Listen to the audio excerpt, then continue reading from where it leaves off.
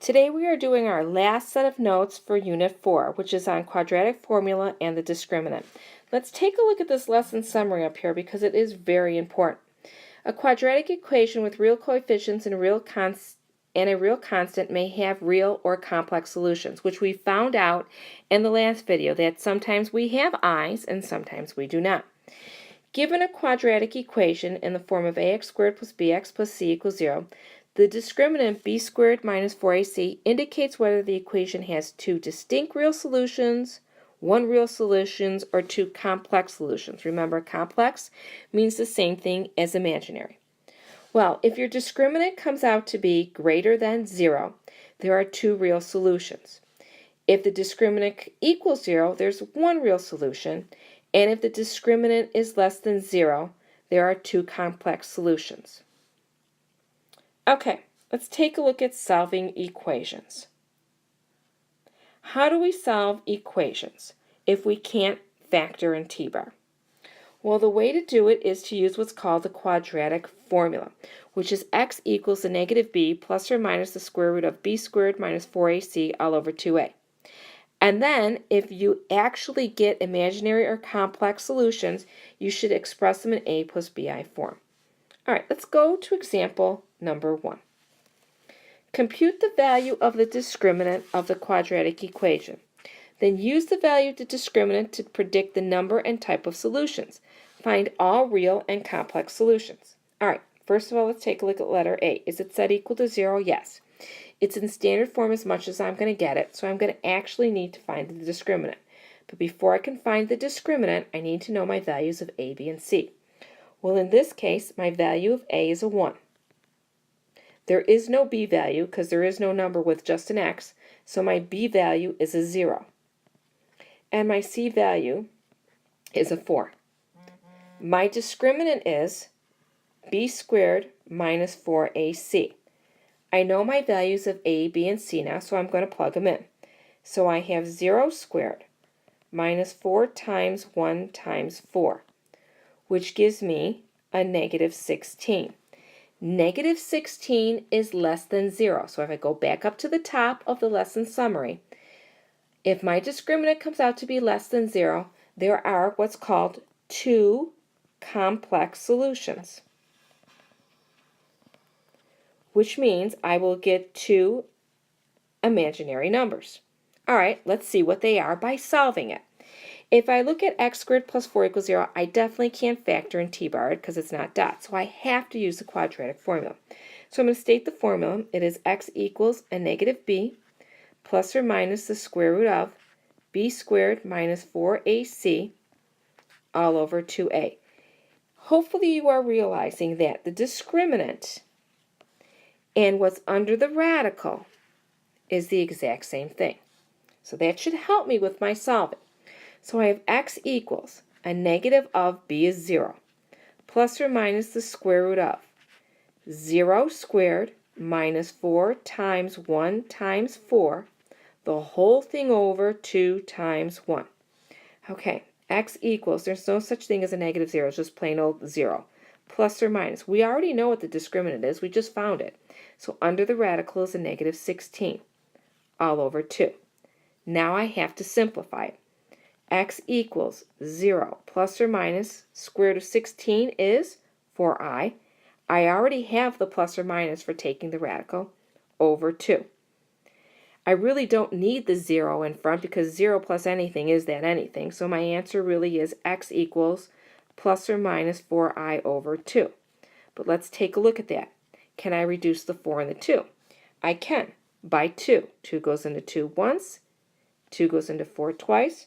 So my final answer is x equals plus or minus 2i, which actually gives me two imaginary solutions. One would be 2i and one would be negative 2i. So it made sense. What I said would happen with my discriminant, I actually got by solving it using the quadratic equation. All right, let's take a look at the next example on the next page. The directions are still exactly the same. We're going to letter B says x squared plus 10x plus 25 equals 0. All right, first thing we have to do is use the discriminant to describe my solutions, to describe them and give how many there would be. All right, so my equation's in standard form. It's set equal to 0, so I'm going to give my value of A, which is 1, B, which is 10, and C, which is 25. I'm going to use the discriminant to tell how many solutions I have and describe them. So my discriminant is B squared minus 4AC. So now I have 10 squared minus 4 times 1 times 25. So I end up with 100 minus 100, which equals 0. My discriminant equals 0, so if I go on the page prior, instead of my discriminant equals 0, I would have one real solution. Okay, well, if I have one real solution, I probably could factor in t-bar. Or I can use the quadratic formula. It works. Quadratic formula works every single time. Factoring t-barring does not work every single time. But I'm going to actually practice the quadratic formula because we just learned it and I want to make sure I'm really good at it. So I'm going to write x equals a negative b plus or minus the square root of b squared minus 4ac all over 2a. I'm going to show substitution x equals a negative of 10 plus or minus the square root of 10 squared minus 4 times 1 times 25 all over 2 times 1. Okay, x equals a negative 10 plus or minus the square root of 0, because I already did the discriminant above. I know it came out to be 0, all over 2, which gives me, square root of 0 is 0. So it gives me x equals negative 10 over 2, because negative 10 plus 0 is negative 10, and negative 10 minus 0 is negative 10. But it can be reduced to x equals a negative 5. So I ended up with one real solution, which is exactly what I got when I did the discriminant. So that was pretty easy. All right, let's take a look at letter C. Before I can do the discriminant, I have to get it in standard form, which means I have to make sure it's equal to 0. So I'm going to subtract 5 on both sides and get x squared plus 3x minus 5 equals 0. My value of A is 1. My value of B is 3. My value of C is a negative 5. So I'm going to do the discriminant first. So I'm going to have B squared minus 4AC. Okay. 3 squared minus 4 times 1 times a negative 5. My discriminant comes out to be, if I put in the calculator, 29. 29, the discriminant at 29 is actually greater than 0, so I would get two real solutions. Okay, so if I'm going to get two real solutions, I can actually see if I can factor in t-bar. If I can't, I'm going to do the actual quadratic formula. Let's see, if I look at the equations, there's no factors of a negative 5 that will give me a positive 3, so I have to use the quadratic equation. So I have x equals a negative b plus or minus the square root of b squared minus 4ac all over 2a. Let me make that a little nicer. Whoops, that's a lousy a. There we go.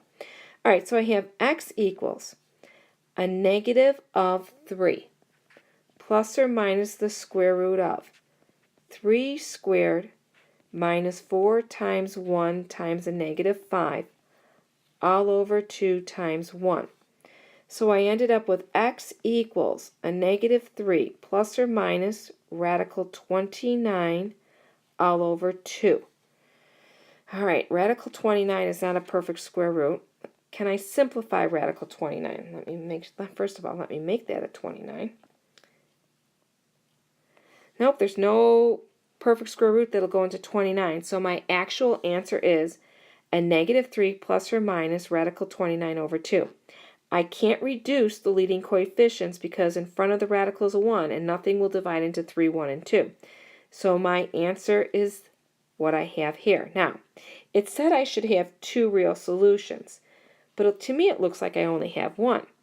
But I really don't have one because of this plus or minus. I have negative 3 plus radical 29 over 2, and I have negative 3 minus radical 29 over 2. So I actually have, let me write it so I can show it to you, and I have negative 3 minus radical 29 over 2. I actually have two answers. So that was correct. I'd have two real solutions. Okay, we have one more to do for tonight. So let's go on to our very last problem. Now that we have the hang of it, we're actually going to go a little quicker. But before I can go a little quicker, my equation here is really messed up. I really have to get one side equal to 0.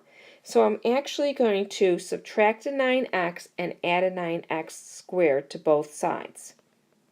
So I can get one side equal to 0.